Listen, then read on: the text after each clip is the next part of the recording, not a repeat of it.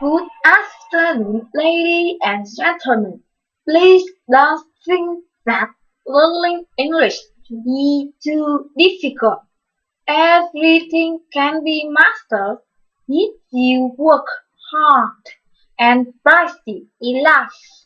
You can speak wonderful English and have perfect pronunciation if you just remember that learning a foreign language takes time. Try to find a friend so that you can study and practice together. Don't bother worrying about your mistakes. Use tips with rhyming voices and pronunciation.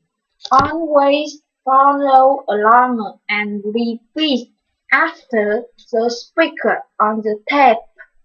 It's important to make English learning a part of your daily routine.